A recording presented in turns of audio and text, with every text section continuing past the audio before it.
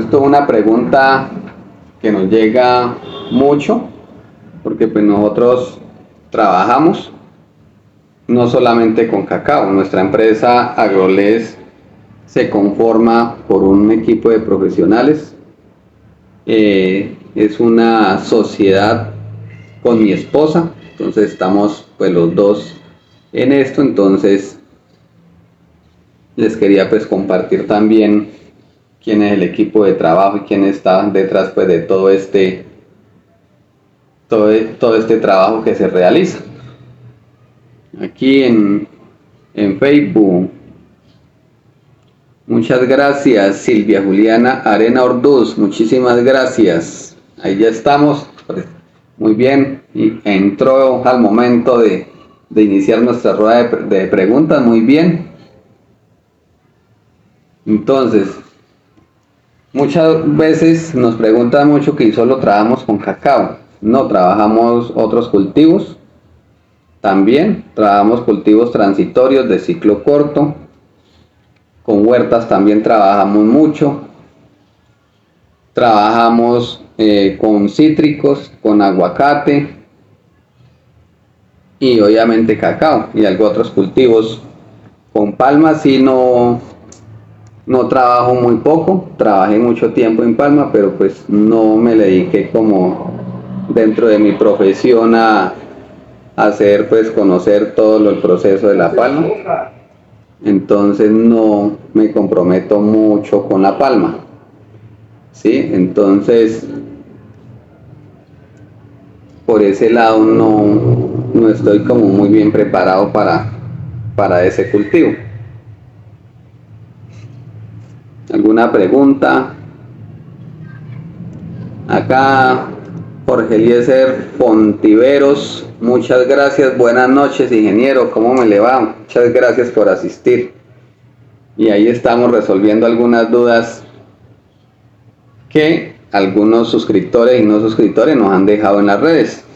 Entonces, algunos dicen que es que trabajo solamente con cacao, no, porque pues es lo que más muestro, ¿sí? Pero en realidad manejamos, como lo dije ahorita, otros cultivos también. Entonces pues ya saben, si necesitan asesoría, pues acá estamos dispuestos para servirles. ¿Alguna pregunta? No. Muy bien. Esta otra pregunta muy recurrente que nos hacen: ¿qué debo tener en cuenta para iniciar un cultivo? Eso, hay muchas variables al momento de iniciar un cultivo, depende pues la zona y depende del cultivo que quiera pues implementar, porque hay muchos productores o muchas personas que quieren implementar cultivos en tierras donde no son muy aptas para esos cultivos.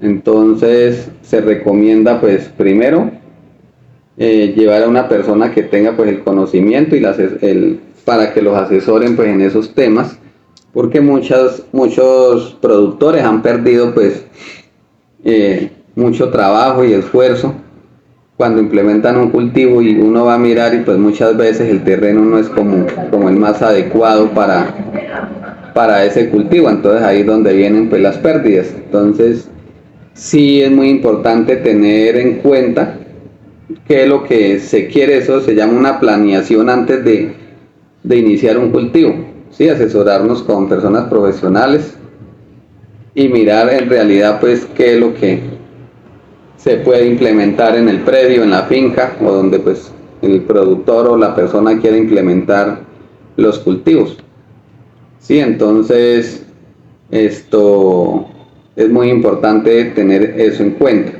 ¿sí?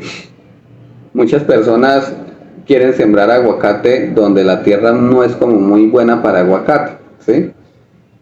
Entonces tengamos muy presente esto, porque pues el aguacate en terreno arcilloso no es como muy bueno, porque pues ya se ha tenido experiencia en esos terrenos, y el desarrollo y el terreno pues no es lo mejor para el aguacate. Entonces hay que buscarle un terreno adecuado al aguacate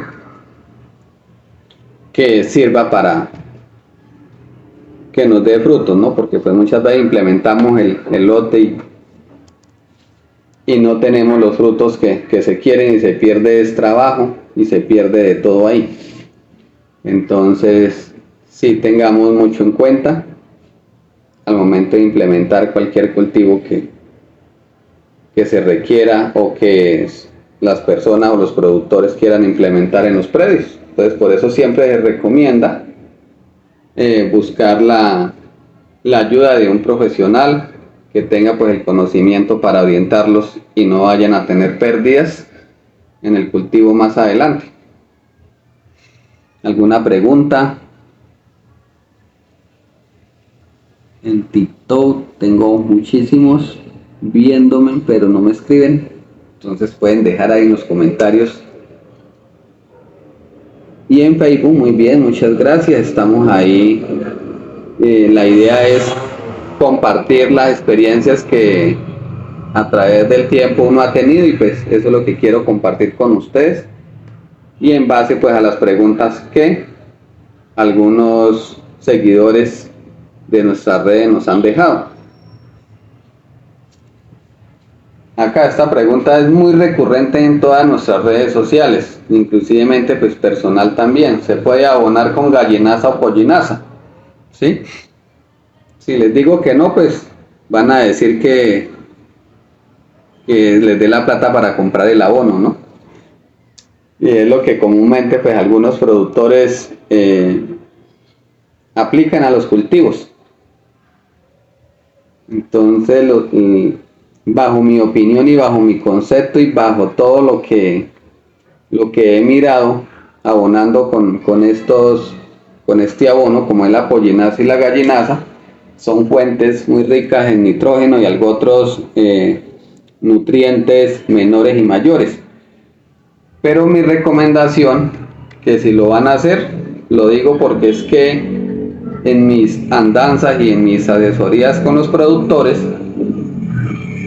muchas veces recogen la gallinaza o la pollinaza del galpón y van y se la aplican de una vez a los cultivos. Entonces es una labor que en pocas palabras está mal hecha.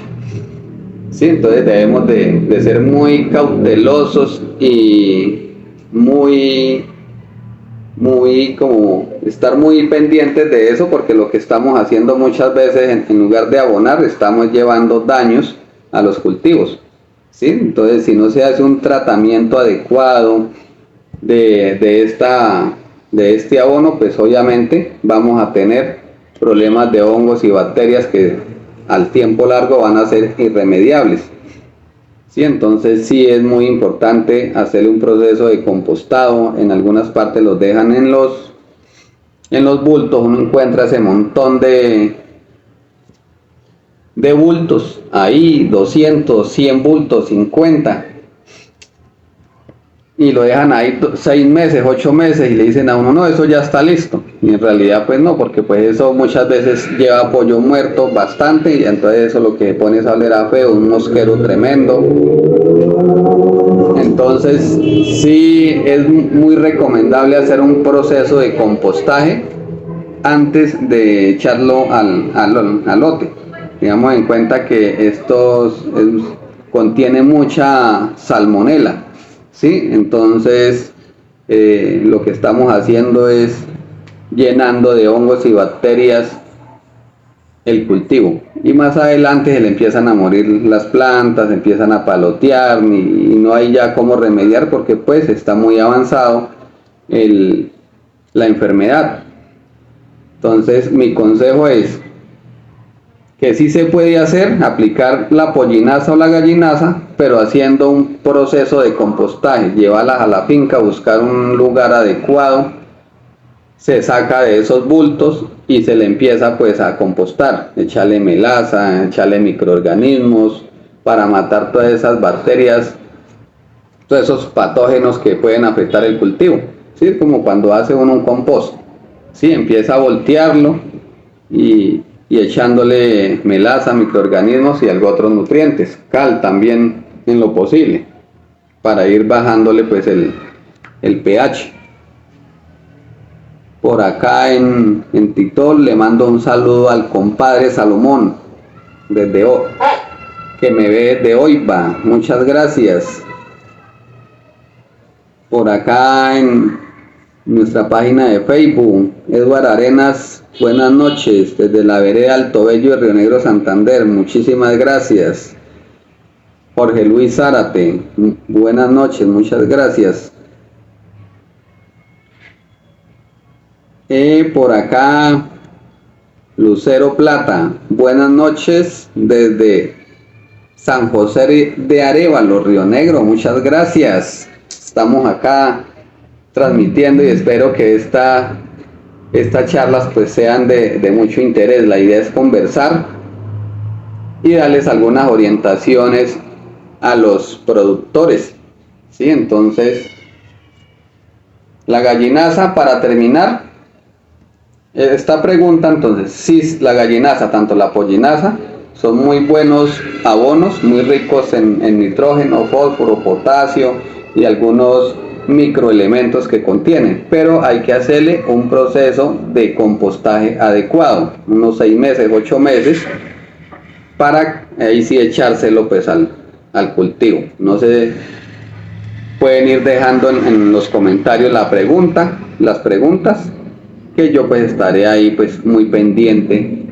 respondiendo. Entonces, conclusión: cuando se compre la gallinaza, porque es muy barata y muchos productores lo hacen, que 8.000 pesos, no sé en realidad ahorita cómo esté, que sale súper económico, pero muchas veces nos sale más caro el caldo que los huevos, como se dice coloquialmente. Entonces es mejor hacer la inversión, pero busquemos un lugar para adecuarlo. Muy bien, compadre Salomón, qué gusto. Estamos de acuerdo con la respuesta de la gallinaza, excelente, qué bien. Gracias por estar ahí, un fiel seguidor suyo. Muy bien. Entonces, concluyendo, compostar muy bien la gallinaza, amigos productores, para no tener enfermedades en los cultivos.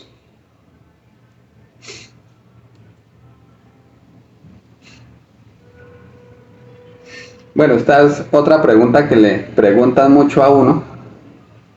¿Qué fertilizante aplicar y cuánto? Yo, antes de recomendar un fertilizante, siempre recomiendo mirar un análisis de suelo, bajo mi concepto, ¿no? Que pues otros tienen conceptos diferentes y todo eso es muy respetable. No estoy en contra de las opiniones de los demás colegas, ¿sí? Porque pues esa no es la idea. Entre todos hay que ayudarnos y apoyarnos. Entonces, ¿qué fertilizante aplicar y cuánto? Esto depende mucho en el estado vegetativo de la planta, depende del cultivo, depende de la zona donde esté. Entonces, esto varía muchísimo, ¿sí? ¿Y qué cantidad? Como lo mencioné ahorita, eso depende de la planta. Si una planta tiene 2 meses de sembrada, o tiene 6, o tiene 1 año, o tiene 10 años, eso ya, el valor de la cantidad se va pues aumentando, siempre y cuando, bajo mi concepto, algunos pueden tener otros conceptos diferentes. Recomiendo pues mirar un análisis de suelo para mirar cómo está. Es como cuando uno no ha ido al médico y le toca ir a hacerse los chequeos. Es igual, yo no me puedo ni automedicar ni qué cantidad de pastillas debo tomar. Entonces, así pasa con las plantas. Muchas veces a una planta de 1 año o 6 meses le echamos cierta cantidad y resulta y sucede que no era toda esa cantidad, ni tampoco el fertilizante que necesitaba, ¿sí? Entonces ahí es donde vienen muchas pérdidas de los cultivos y pérdida de fertilizante en dinero, porque pues ahí ya empieza todo, ¿no? Entonces sí tengamos en cuenta esa pregunta. No sé por acá quién.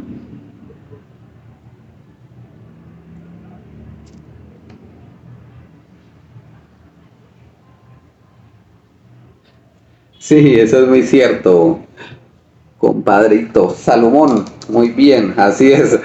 Ahí siempre hay que decir la palabra depende. Eso sí es muy cierto, porque pues hay que mirar muy bien y de pronto no embarrarlas al momento de nosotros dar ciertas indicaciones.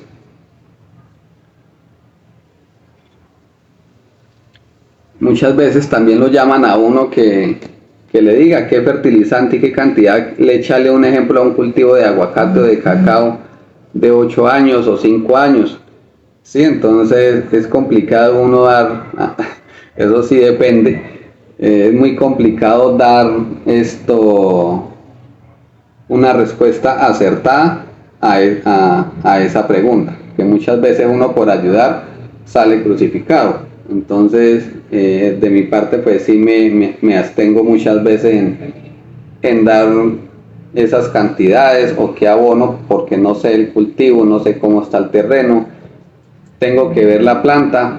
Sí, es como nosotros somos los médicos de las plantas.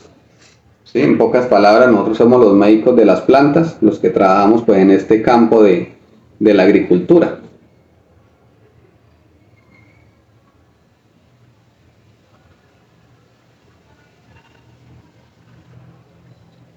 Sí, muy bien, sí, depende de los requerimientos nutricionales para no embarrarla, sí señor. Así es, totalmente de acuerdo. Bueno, entonces por este lado sí, esa pregunta sí no la puedo responder a ciencia cierta, pero digamos que un cultivo de unos 10 años, 8 años, le pueden hacer, si es con químico, porque la mayoría de productores, bueno, en un 70% diría yo, abonan con químico.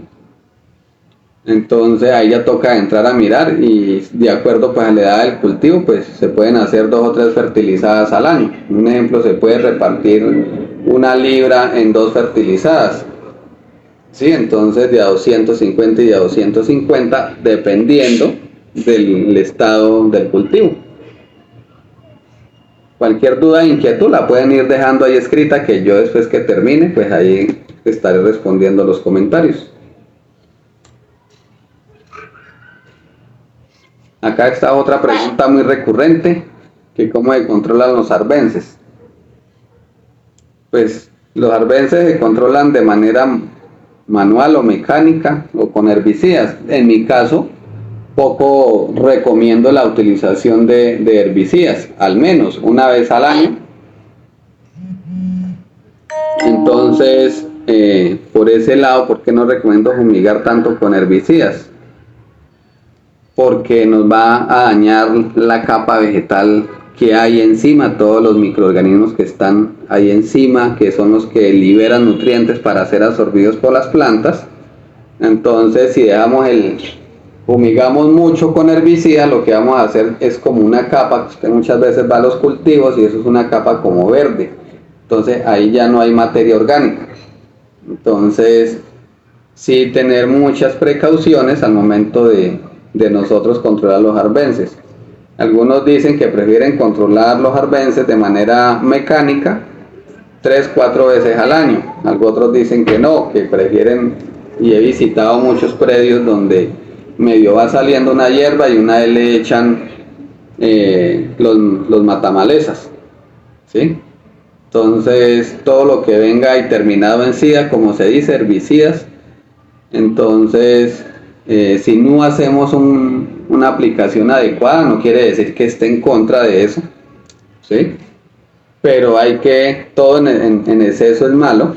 Entonces sí tengamos muchas precauciones al momento de hacer, y lo más terrible, digámoslo así de esta manera, es que son de un nivel tóxico bastante alto. Ellos traen sus etiquetas rojas, trae sus etiquetas amarillas, entonces cada etiqueta nos va diciendo qué nivel de riesgo es, pero en realidad son bastante riesgosos.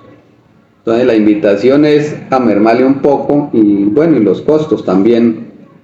Entonces la idea es mermarle un poco a los herbicidas, porque pues son contaminantes, dañan la capa superficial de la tierra. Muchas veces los cultivos no se desarrollan bien porque han aplicado muchos herbicidas. Entonces, por más abono que usted le eche, pues no va a tener los resultados esperados. ¿Por qué? Porque estamos dañando toda la capa que está para la liberación de nutrientes. Por acá tengo una pregunta. Bueno, primero por acá. Doña Lucero Plata. Cuando una planta de cacao empieza a morir, a secarse, ¿qué plaga o hongo puede causar la muerte para la planta y cómo controlarlo? Ya miramos cómo podemos solucionar, porque hay muchas causantes, porque al cacao le caen muchas plagas y muchas enfermedades radiculares. Entonces hay que mirar pues bien en detalle eso para poder dar pues una respuesta acertada, pero ya continuamos.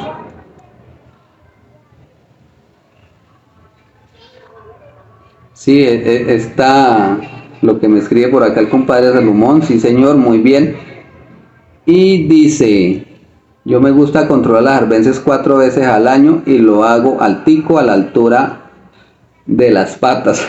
Sí señor, eso está muy bien. Y es lo que yo también recomiendo mucho a los productores, y más en este tiempo de sequía que estamos. Entonces se les recomienda hacer un control de arbences altico, para que no deje el suelo tan despejado, y es lo más correcto, ¿sí? Para cuidar pues los suelos. Eso está muy bien. Acá pues doña Lucero, se le empiezan a morir a secarse en las plantas de cacao. Pueden ser hongos, puede ser roselinia. Entonces hay que mirar muy detalladamente eso, porque puede haber un foco de gallina ciega. Entonces también hay que revisar, porque si es un foco de roselinia hay que quitar la mata, en lo posible sacarla y hacer un control fitosanitario ahí alrededor, para que no se siga expandiendo dentro de las demás plantas. Entonces cuando pueda pues me envía una fotico, a ver si de pronto podemos hacer el dictamen así, y si no pues ya toca, pues si no, lo recomendable sería tumbarla y sacarla de cepa, y hacer un control fitosanitario dentro del radio donde está la planta, ¿sí?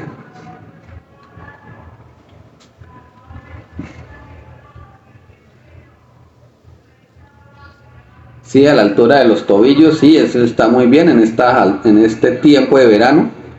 Sí, es muy bueno, pues la idea no es dejar enrastrujar tampoco, pero así hacer una buena, correcta control de arbences sobre la altura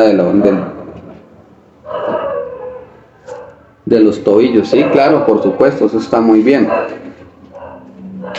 No, señora Lucero, muchísimas gracias a usted por estar ahí. La idea es que entre todos ayudemos a solucionar y pues aprendamos un poco. No me las sé todas, pero trato de compartir las experiencias que he tenido. Entonces de eso se trata. Esta otra pregunta muy recurrente que nos hacen: ¿cuándo se debe podar? Sí, entonces eso sí depende el tiempo. Por lo menos ahorita en este tiempo no recomiendo, de mi parte no recomiendo hacer podas en el cultivo de cacao, porque son muchas las preguntas que nos hacen: ¿puedo podar mi cacao o puede venir a podar mi cacao? Entonces yo prefiero decirles que por ahorita no, porque podemos hacer un daño, ¿sí? Entonces la idea es ayudarle a los productores, y no que un productor vaya a uno y le haga una poda, porque así no tenga uno plata en estos tiempos. Entonces la idea no es esa, ¿sí? La idea es que los productores pues queden contentos con el trabajo y con la asesoría que uno les da a cuanto la poda. Entonces en verano y en este tiempo que estamos pasando, pues no recomiendo hacer podas en el cultivo de cacao y en cualquier cultivo que requiera de podas, ¿sí? Como el cítrico o como el aguacate. ¿Sí? Entonces es mejor esperar que caigan un par de aguaceritos, que la mata se fortalezca, porque pues ellas están latentes ahorita, cae agua y una vez empieza a hacer rebrote de hoja. Entonces la idea es podar en el tiempo de que no alcance a hacer el rebrote de hoja.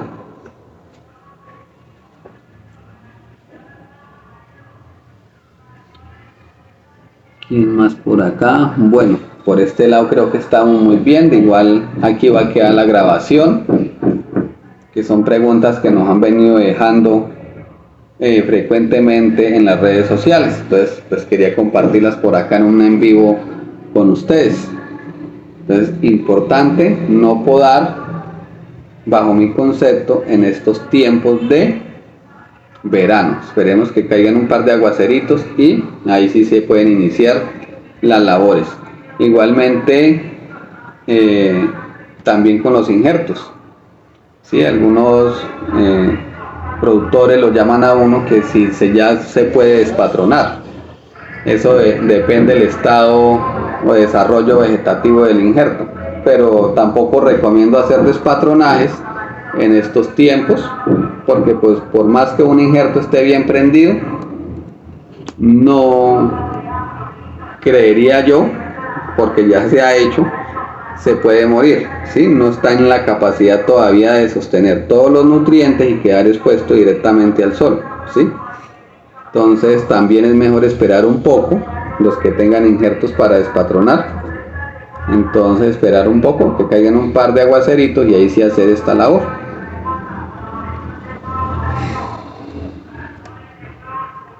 También esta otra pregunta muy recurrente: ¿con qué cicatrizante, con qué cicatrizar los cortes de poda? ¿Sí? Si usted va a cualquier negocio donde vendan insumos agrícolas, pues ahí va a encontrar cicatrizantes, pero bajo mi concepto siempre recomiendo utilizar pintura vinilo, pintura lavable en agua. Yo lo controlo, algunos les echan Ribomil, le pueden echar Ribomil o también caldo mineral, un caldo que yo preparo, también se le puede agregar a la pintura y va y se cicatrizan pues los árboles. Algunos me han dicho que qué color, no, eso ya es color de preferencia de cada productor para hacer el proceso de echarle pues a las cortaduras a la curación del árbol, porque la cicatrización en sí como tal la hace el árbol. Lo que hace uno es proteger esa herida, como cuando uno se corta, para que no se le infecte o le lleguen hongos, en este caso de los árboles. ¿Sí? Entonces les recomiendo utilizar pintura vinilo tipo 1, tipo 2 lavable de agua de exteriores. Se le puede echar Ribomil, o algunos productores conocen de los productos que yo preparo y se pueden mezclar para que no les lleguen pues hongos. Una recomendación para los productores que hacen despatronaje: la idea no es que se tumbó el árbol, se despatronó y le aplicaron ahí una sola vez y ya. ¿Sí? La idea es hacer eso mínimo unas 3 veces, ¿sí? Al mes después de haber cicatrizado la primera vez, se puede otra vez volver a hacer una pasada y por ahí a los 2 meses o 3 vuelve y otra. ¿Por qué? Porque pues muchas veces hay mucha lluvia y esto no va a ser capaz el árbol de empezar a hacer su proceso de sellamiento, ¿sí? Y el agua se empieza a filtrar por entre el medio de la cáscara y el tallo y empieza pues a podrirse, y muchas veces ya los injertos ya grandes productivos se mueren o se desgarran. ¿Por qué? Porque no estamos pendientes de hacer ese proceso de cicatrización, ¿sí? Entonces para eso sería pues un plan que se hace cuando se hace el proceso de despatronaje, ¿sí? Al mes, la primera, cuando se quita, la segunda al mes y la tercera pues de acuerdo a la evolución, pero pues a los 2 o 3 meses se puede echar la otra, y ya de ahí en adelante, de acuerdo a cómo se miren los árboles que vayan evolucionando los cortes, pues se puede ir haciendo el proceso de cicatrización.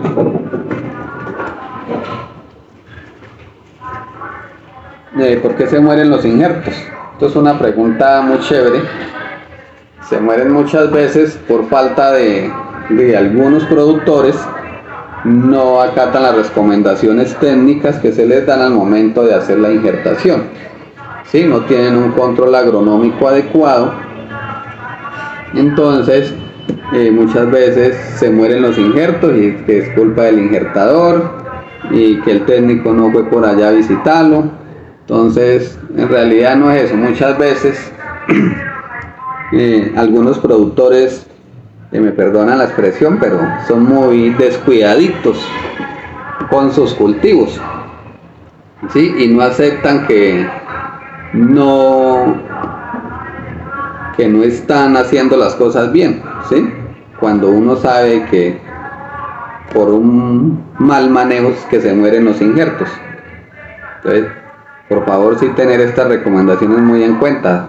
Después de la injertación vienen el manejo posinjertación, que es la fumigada, que estar pendiente de ello, de la apertura de ventanas sobre los 30 días. Si son injertos en chupón basal que son de parche o pechito con pechito, esos se abren un poco más rápido sobre los 20 días. Si son en púa terminal, en injertos también en chupón basal. Entonces son todas esas recomendaciones que muchas veces se dejan escritas y los productores cogen la hojita, la guardan y la meten por allá debajo de la almohada y no se acuerdan. Cuando uno vuelve por allá a los 2 meses a revisar, pues los injertos, lastimosamente, algunos injertos son muy resilientes, ¿sí? Entonces pueden estar ahí llenos de agua, pero están prendiditos. Entonces, por eso es muchas veces que se nos mueren los injertos y el rendimiento de los injertos pues no es el mejor, ¿sí? Entonces, esto sí es una recomendación importante. Cuando se vayan a hacer estas actividades en los predios, es porque el productor va a estar pendiente de todos las labores culturales. Por acá nos llega un saludito en TikTok. En Tito desde California. Sí, muy bien, claro, los técnicos a mí me han enseñado muchísimo, sí, claro, excelente, es que así debe de ser. Muchas veces no es por falta de asistencia técnica o por orientación de los técnicos, sino muchas veces es lastimosamente que los productores no ponen parte para que el cultivo pues esté bien arregladito, ¿sí? Entonces sí tengamos esta parte muy en cuenta. ¿Listo?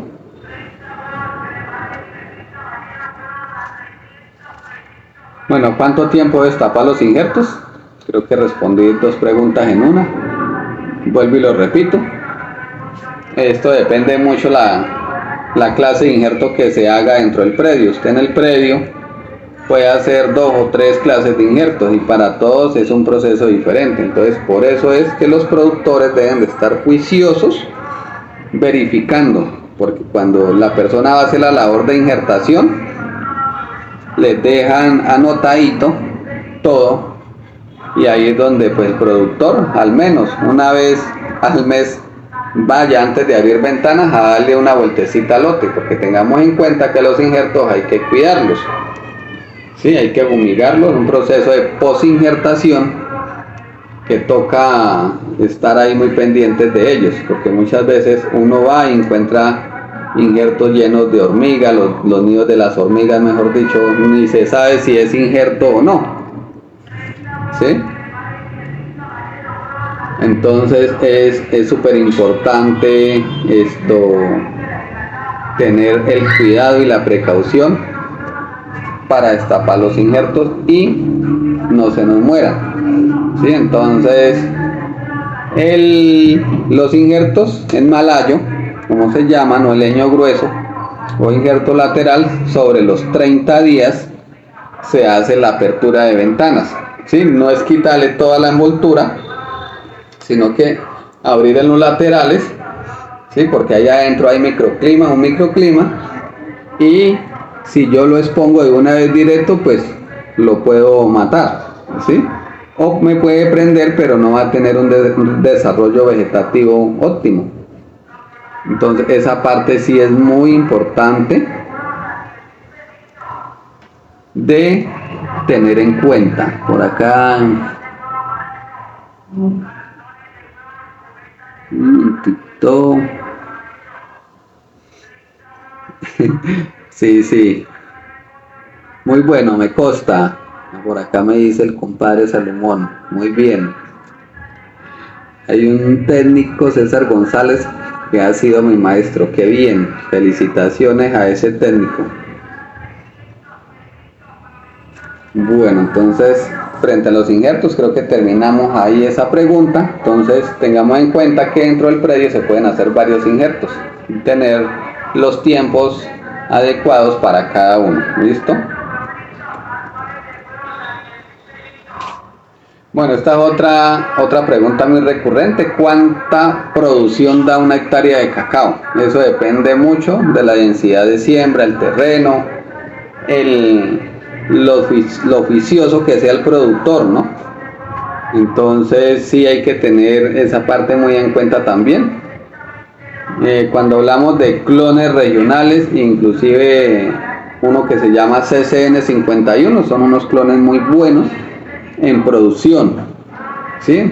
Entonces el CCN51 da un promedio, no le voy a decir más o menos la cantidad, pero ustedes allá la sacan, un promedio de 15 a 16 mazorcas por kilo. Entonces usted pues ya un buen cacao bien fertilizado, bien asistido, pues va a tener una muy buena producción, ¿sí?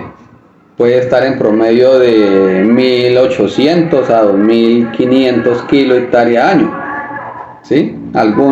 Tengo algunos productores que me han dicho que le han cogido hasta 3.500. Entonces, ¿por qué? Porque son juiciosos y están dándole comida al cacao, ¿sí? Aunque el cacao es una planta muy agradecida, que así no se le dé comida, ella produce, ¿sí? Entonces, si queremos producción, debemos también de meterle. Es como si nosotros no nos alimentáramos bien, ¿cómo vamos a estar activos? Y así son las plantas. Si no les damos alimento, pues ¿cómo vamos a que ella nos retribuya? Entonces, si nosotros les damos alimentico, así vamos a tener una muy buena producción. Esto es muy variable, ¿sí? Entonces, esto es para tener en cuenta eso. La producción depende del manejo que yo le di al cultivo, ¿sí? Si llegó y lo sembró y lo dejó ahí sí lastimosamente pues no espere pues muy buenos resultados, ¿sí? Entonces cuando yo implemento un cultivo es porque tengo cómo sostenerlo, ¿sí? Un cultivo de cacao, aguacate, el cultivo que sea, si yo lo siembro es porque tengo las formas de cómo ver que ese cultivo sea productivo y me retribuya lo que yo le estoy metiendo. No es sembrarlo y dejarlo ahí a esperar que entidad me regale el abono para yo fertilizar. No debemos de depender de las entidades. Hay muchas entidades que apoyan proyectos, pero si llegan apoyos de las entidades, pues bien, si yo soy juicioso, pues voy a tener ahí, pero si no llega, pues entonces sí, es un problema gravísimo, porque entonces nos atenemos a que las entidades nos den. No, si yo implemento un cultivo, es porque debo de saber o debo de tener la comodidad o el recurso para ponerlo a producir, ¿sí? Porque un cultivo de cacao requiere mucho trabajo, que los primeros 6 meses o al año o 2 años la poda de formación, ya vienen las podas de mantenimiento, ya viene la fertilización, las fumigadas. Entonces muchos productores no fumigan el cacao, ¿sí? Entonces recuerda que él tiene hojitas y es la vida de la planta, y es donde necesita también fertilizante para su proceso de fotosíntesis. ¿sí? Entonces es algo muy importante. No le agreguemos a toda hora abono a la pata, fertilizante químico orgánico, pero también tengamos en cuenta que la planta necesita un baño de vez en cuando.